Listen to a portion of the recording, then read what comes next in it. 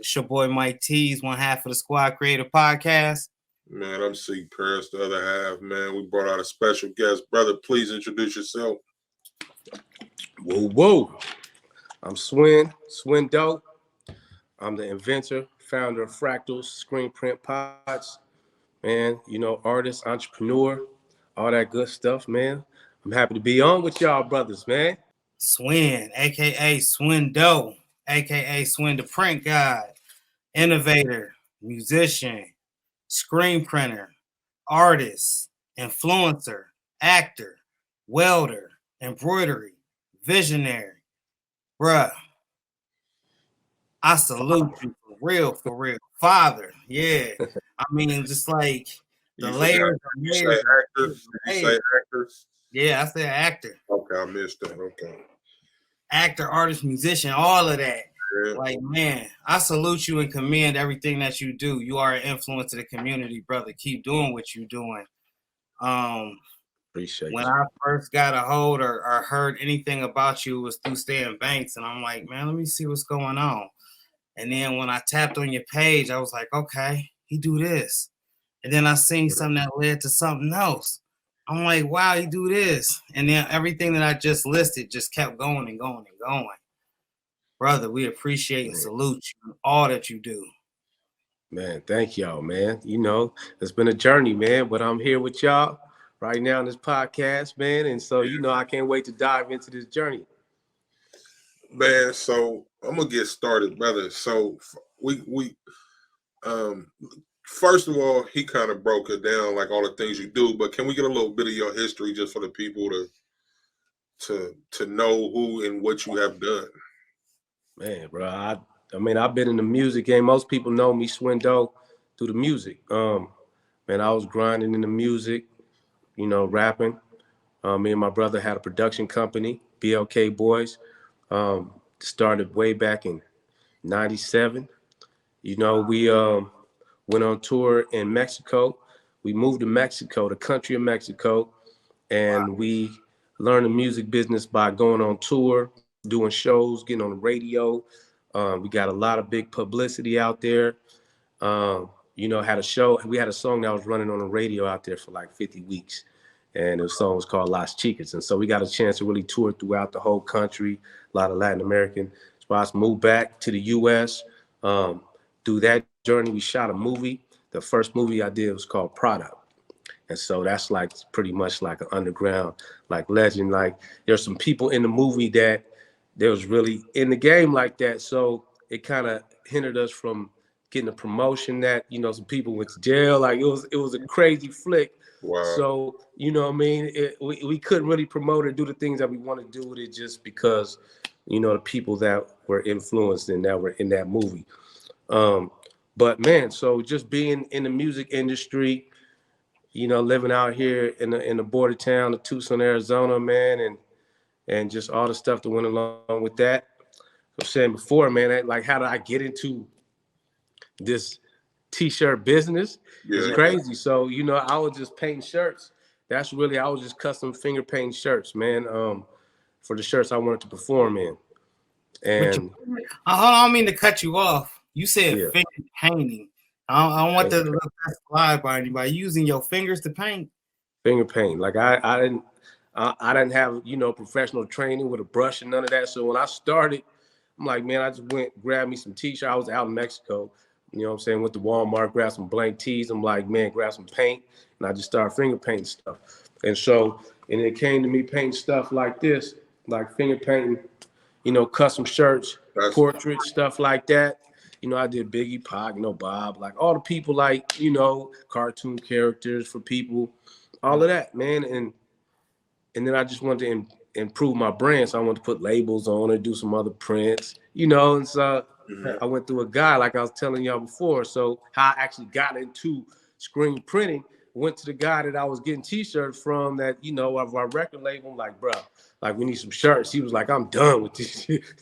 I'm done printing. I save my machine right now for $75. Wow. I didn't know nothing about it. True story. So I bought it from him. Like, I'm a hustler. So $75, bet. Uh-huh. Grab the machine. I didn't know what to do with it. I held on to it. I moved to Houston. I drug the machine with me to Houston. It was a 4-color, 1 station, and it had this little heater on it. Now that I actually know what flashing and all that is, it had this little funny heater on it. I was burning hella shirts with it, but I drug it out to Houston, right? This is about the time when Obama won the first championship, and so I was trying to, I was printing these shirts, and just on the corner. That leads me to a whole nother thing. I had this ice cream truck that I used to promote my music with. And it had a flat screen on the side. It was wrapped. It was dope. So I used to be out in Houston, all throughout there, selling my, shirts, music. Yeah. Finally got a little hang of screen printing. Moved back. It's like, man, I don't know what I'm gonna do. Just trying to parlay kind of, my little popularity in music. And it's hard to make money really. So I was like, man, let me jump into this t-shirt game. And I started printing shirts. And yeah, real talk. I was curing I got on YouTube, man, and started trying to, figure out how do I actually do this? How do I cure this ink?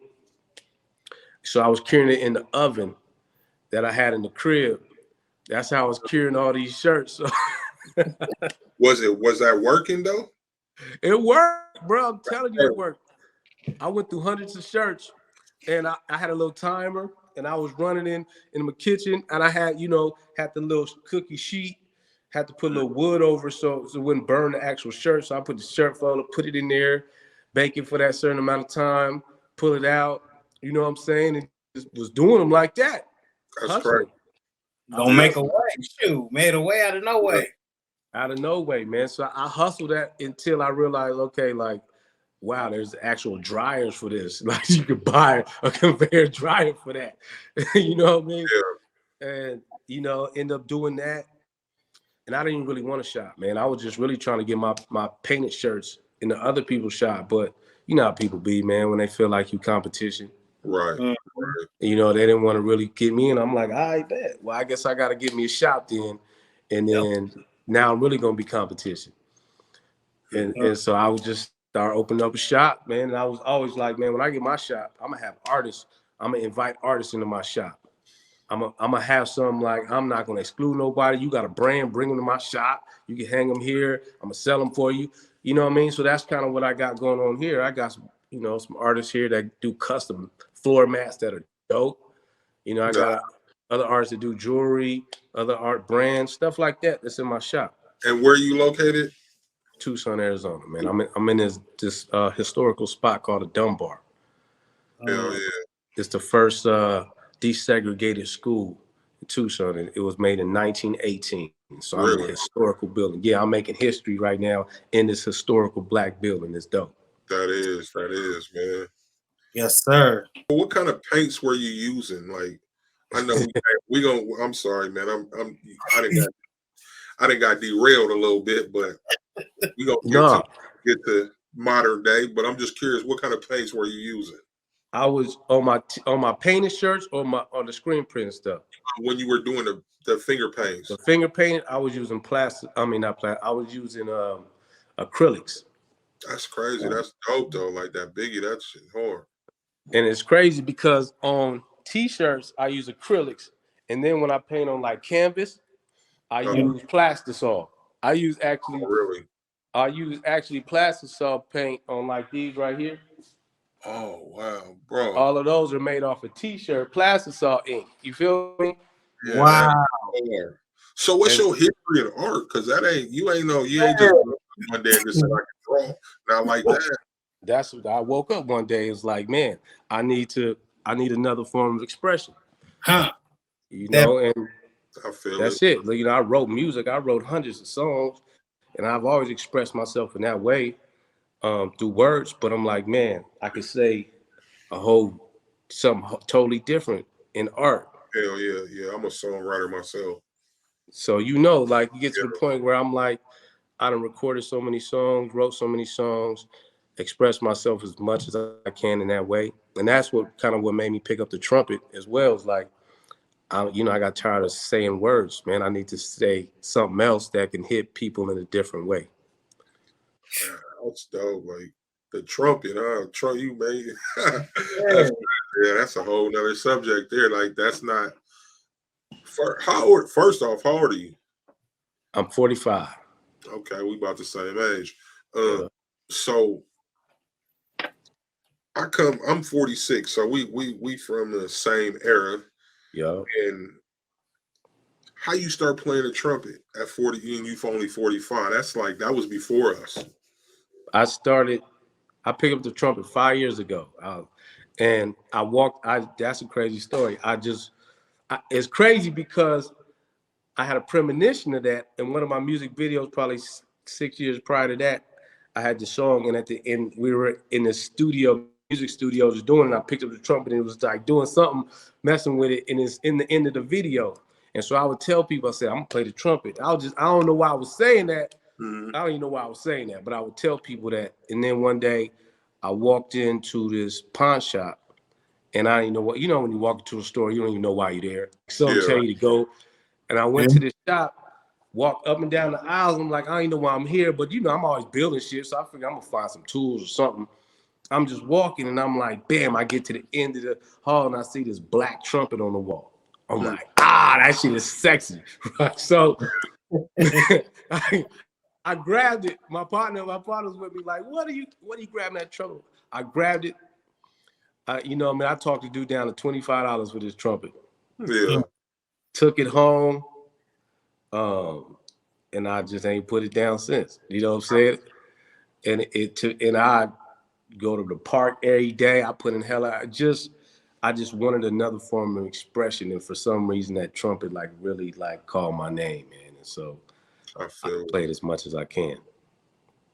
You made me come up with a whole new term or definition. I've called people serial entrepreneurs.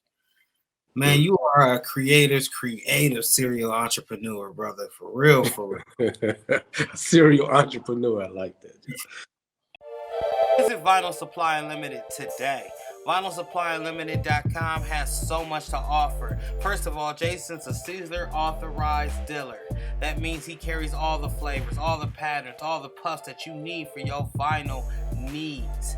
Not only does he carry vinyl, he also carries adhesive decal vinyl and additional supplies for your everyday crafting needs. Are you in need of some glitter? Well, he got that. You don't have to look no further. Are you in need of classes? Maybe some training over some of the products that you use? Look no further. This man also carries his own line of glitter, the ultrafine, the chunky iridescent. Squad Creatives 10 at the checkout. He also carries alcohol inks, a plethora of flavors, over 50 I do believe, to where you can mix and match and make it your own, very custom. Then if you're in need of molds, this man also carries molds, the gingerbread mold, cross molds, whatever it is that you need for your crafting needs. Visit Vinyl Supply Unlimited today. Use the code SquadCreatives10 at the checkout for 10% off of your entire purchase. That's VinylSupplyUnlimited.com. Like you said, you were searching for another means of expression. Yeah. Like, my question is, how did you know that's what you needed? Were you in like a rut, or how did you come to the conclusion was like you just needed to express yourself in a different way? Man, I just feel like I'm just an artist at heart, man, and I come from a hustling background, so those two things, artistry and hustling and figuring out ways to make money, just kind of come natural to me. And at 45, I realized there's just certain phases in my life, and really those phases, there's seasons throughout the year. And so, like, there's a season, I knew I was gonna be in that movie before I just knew, like, yeah, it's about time for me to express myself in a certain way. And then when you said Aaron Daniels, you know what I'm saying, my man iRock from Phoenix, dope director, ended up hitting me like, hey, I seen the other movie you was in, and I've been knowing I wanted you into this script. And it was about the time when, I want to say, Michael Brown, Philandro Castillo, just a lot of stuff was going on. Peace, You know what I'm saying? A lot of stuff was going on in our community. And he was like, man, I got this flick I want you to be in, man. You're going to play this father to a deaf kid. He gets killed by the police, and you're going to be the father. And we're going to write some revolutionary shit where you know, you get a chance to see it. The audience gets a chance to see it from our perspective and what we would do. And, you know, and that movie gave me another opportunity to express myself. And so as I just see these seasons moving, you know, I'm constantly just figuring out ways to express myself. Mm-hmm. And, you know, rather it be in t-shirts, rather sometimes in front of the camera, sometimes it's just me getting in my zone and just building and making stuff, music, you know, and then making money. That's an art in itself for me, you know. Absolutely. Figuring out a way to convert these products or these ideas into money and trying to tap into people and seeing, you know, how it makes them feel, how it makes them react. And you know, just going through them cycles of life, to me, that's fulfilling. Mm-hmm. Wow. That's a fulfilling, like whether I get rich, whether I, you know, that's not the end goal. My end Period. goal is to express myself throughout my life. Period. All of these processes that you went through and been through to bring you now to current, they added a different layer. So when you put all of that together, now you Yeah, got the experience, you got the arts that you're choosing, the arts that you're picking, the way you look at things. Do you combine all of those arts together? every time. I mean, it's a collection. Like my man Sneak, you say, you know, in music, man, you Mm-hmm. every beat you make, it's a compilation. Every you bring that knowledge from the last song you wrote or the last beat or whatever it is, you just bring it into your next song. And Period. so, you know, as I learned to be behind the camera and do lighting, and I learned to write scripts, I learned to do Photoshop, I learned to write music. It just gives me a full perspective. Everything I go into, I'm able to look at it into a lot of different perspectives. So as I'm going into making these fractals, you know, I understand. And being a shop owner, being a printer, knowing I came from the bottom of curing shirts in the oven to, you know, making my first screen print machine out of wood, Excuse. you know, and just understanding, okay, the end user, what's their experience going to be like? Right. Who's going to use this? It's a person like myself that came up and had to buy a machine, outgrow it, sell it, buy another one, outgrow it, sell it. Like, okay, there's got to be, you know, this seems insane to keep doing the same thing. Like, Right. Right. it's it's not sustainable. I need to make something that's sustainable for a person like myself. Absolutely. Before we get all the way into the fractals, I got a few more questions before Yeah. we kill. So when you did the screen printing and when you were coming up with your art, there was this common thing you would use with the ice cream cone on the head. Could you please explain that? Yeah. Life short, lick your ice cream, man. That's you did your history, bro. Yes, sir. That was my expression of don't take yourself too serious, man. And Yeah. I put that on. I mean, you have to be an icon or a legend to get the ice cream on your head. That was like a form of expression of celebration. So we would do it within our family, like at birthdays. You get coned, boom, and it's really freezing. It's freezing that left side of your brain, man. It's freezing that part of your brain that's critical thinking, you know, that allows your artistic side, your real life side to come out. And Yes, sir. that's really what life is about. Like we have it as a kid. That's the reason why I finger paint too, man. Like that's your first form, really one of your first forms of expression. As a kid, you would paint everything, whether it be your food or whatever it is, with your hands, right? Absolutely.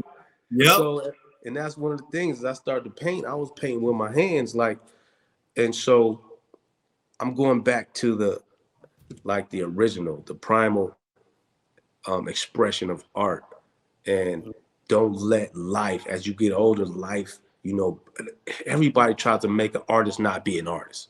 Right. Everybody, as you a kid, like they try to steer you away from arts. Yeah. Oh no, you be a doctor or be, you know, be an engineer, be a this. Don't be an artist. You know, artist has that stigma of starving in front of it, Hmm. And right? that's crazy. Yeah. Go ahead. And so, like, to me, that's my life thing. That's my example. You know what I mean? Is that I'm gonna show you how to take the starving out of artists. I'm an artist, and so, you know, that expression of man, freeze that, man. Freeze that side that's telling you not to do this and everything's about numbers. Everything is about nah, man. Some things are just about expressing yourself and being artistic and letting your light shine in that way. So that's what the Conan is about. That's amazing, man. And for those that's listening, make sure y'all rewind what he just said Mm. and really listen to it. You got to. You have to have no choice. And that So so that and to go a little deeper, so that life short, lick your ice cream is that, man, you only got one life, man. So and that ice cream, what are you gonna do? It starts to melt. As soon as you born, you start to die. hmm, So, as soon as you get that ice cream and you take it out, it starts to melt on you. Are you gonna complain about it? Ain't the flavor you want? It ain't. I don't like it. It's not. Before you know it, it's melting on you. Enjoy it, lick it, enjoy it. Don't take it too serious. Like, but don't complain about it. Enjoy that ice cream, lick it. absolutely. So family support, man, also is another thing I picked up on when I was doing my research over Swin. How important is family and Mm. that push from, being a father to having, your parents in your life? How important is that? Man, that's everything to me. That I realized that at a young age. Like my family. So just give me your background on my family. We've had 65 consecutive family reunions. My family is incorporated, the Warrens. So Mm, we've done. Our family has 8 chapters. Rather, we have 3 or 4 throughout California. We have an Arizona chapter. We have a Texas chapter. We have a Arkansas chapter. Um, and so our family has a deep history. You know what I'm saying? From my grandfather, which was an entrepreneur, he had his first fish market here in Tucson. A couple of families migrated from Arkansas down to Tucson back in like the 50s. And, they set up a lot of different things like that. My grandfather was a farmer. He raised cattle. He raised worms. He had hella trees, plums, like peaches. He had grapevines. Like he was just a hustler. You know what I'm saying? yeah, He hustled each and everything he could. So family, just knowing my family history means a lot, and also just having my father and my parents in my life in a major way that was supportive. Like my father was a father to a lot of other my friends that didn't have fathers, or even had fathers, but my pops was that guy. He was Vietnam, like even go back before that, he was like a motor in the Bay Area. We come from the Bay, so he was like the president of a motorcycle chapter, East Bay Chancellors. You know what I mean? He was in the deep motorcycle gang to the Black Panthers. He was, in the Nam. Like he did a lot of that. Then moved out of the Bay because it was wild in the Bay, like in the late '70s, early '80s, just to move out of the Bay, up out of Oakland, and come down to Tucson to try to get his family, in a better spot. So like I raise my kids in the same way. I got 2 boys and a girl. So, just being like in their life, teaching them these life lessons, man, is real. And reason why I'm doing this is like I need to leave something for my kids. I need absolutely. something for them to be a part of that they can, they ain't got to worry about working for nobody, man. Like I'm setting this up where they could come in and take it over and take it further than what I had it. Man, and just setting up that wealth, that longevity, man, of the family, generational wealth. Good, good. Where it come from? You see where you got it. Yeah,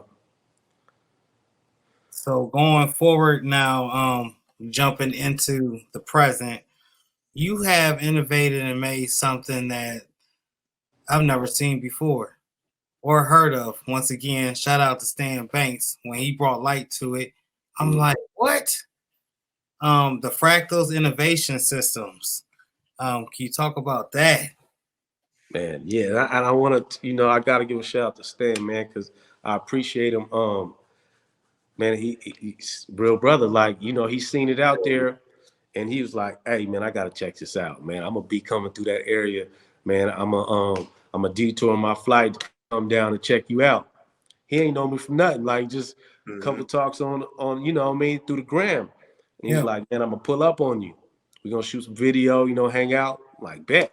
He came through, man, and we just, you know, hit it off, man. Just a real brother. So he really opened up the door, and that's what I was hoping for. You know, when you creating something, you know, you're not knowing how people are gonna receive it.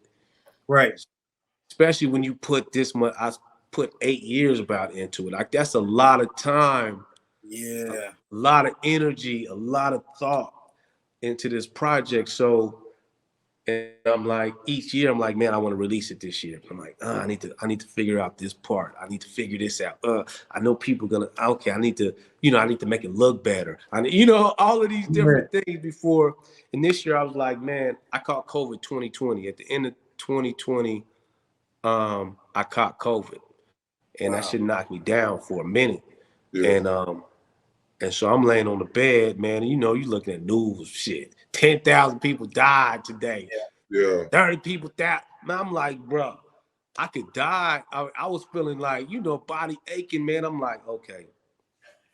I got on my web. I got like, I'm building this website. I've been saying this for like, I'm building all this shit. Like, man, I need to finish it. This is the year I'm gonna finish this project. I'm gonna get it out. I'm gonna let people get their hands on it. Let them check it out. If they love it, they love it. If they don't, they don't.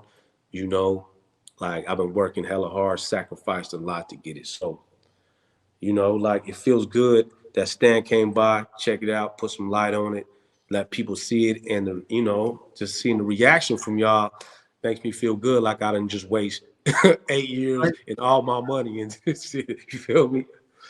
There was a sense of urgency, you know. You said Yeah. you felt it when you got, you know, better from that COVID. Yeah. Can you go into what the Fraqtals is?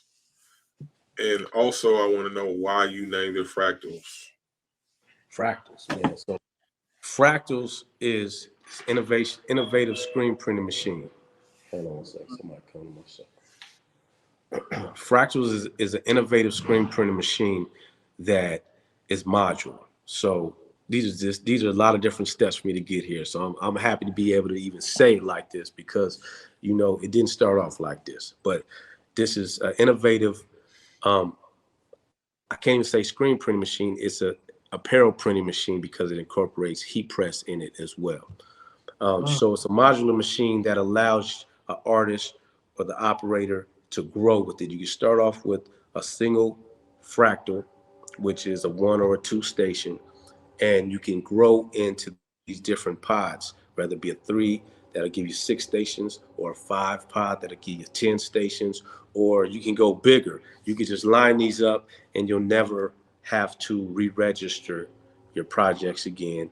You can speed up the heat press process, which, you know, I do a lot of heat pressing through uniforms and stuff like that. And that's always tedious and slow. I hate that process. But I sped up this way where I could, you know, lay them out 6, 10 at a time. And with another person, we just run through projects, heat press. And so, you know, putting all of these innovations into one machine, I'm like, I want to create the first ever screen print / heat press machine. So, and that's, you know, that's what it is. And this is something that you use in your business on a daily, right? Daily. I've been using it for the last 8 years. I've made the first one out of wood.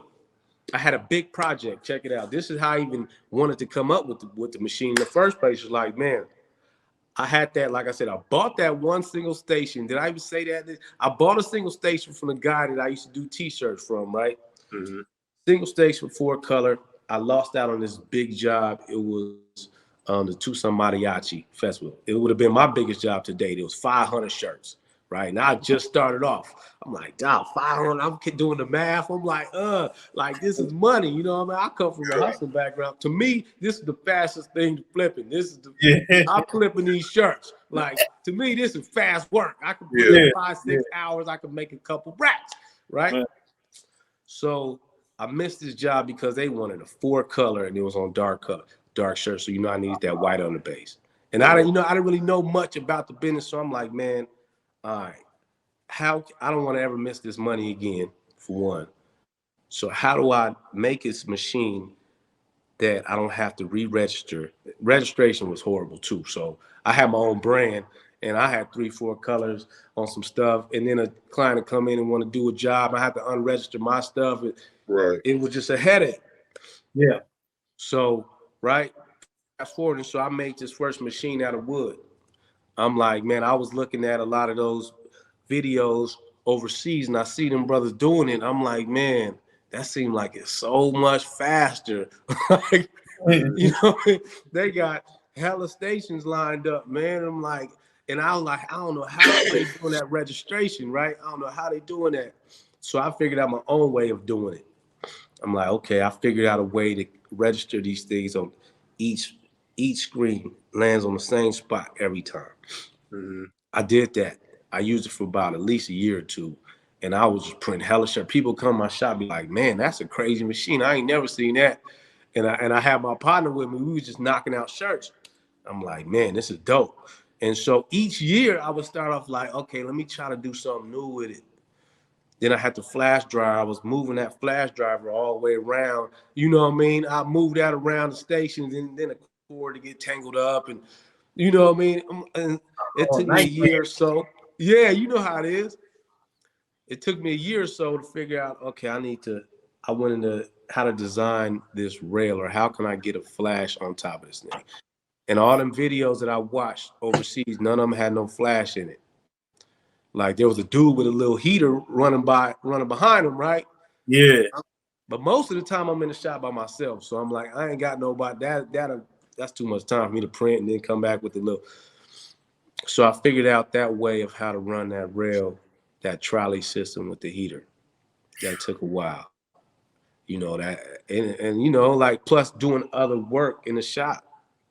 You know, that just it took time doing that.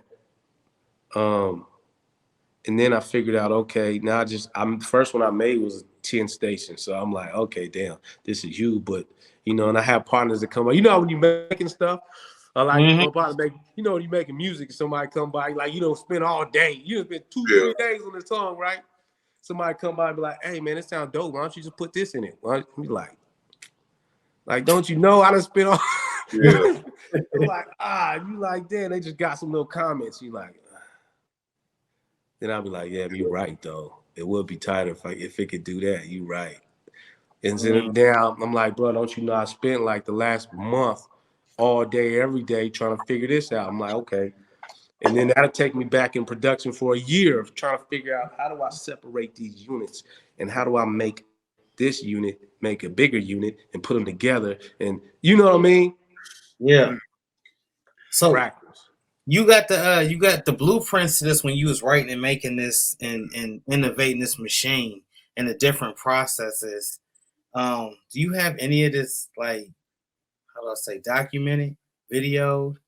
I have some video. I didn't do a lot of it because I'm in like a lot of people like you should be videoing this. I'm like, yeah, but most time I'm sitting there working. Like my mind is going on how to do it. I would just sit there and I could stare at the machine for 6 hours straight and be like, I'm going through all these different ways of, okay, now if I do that, oh damn, I run into it. That won't work.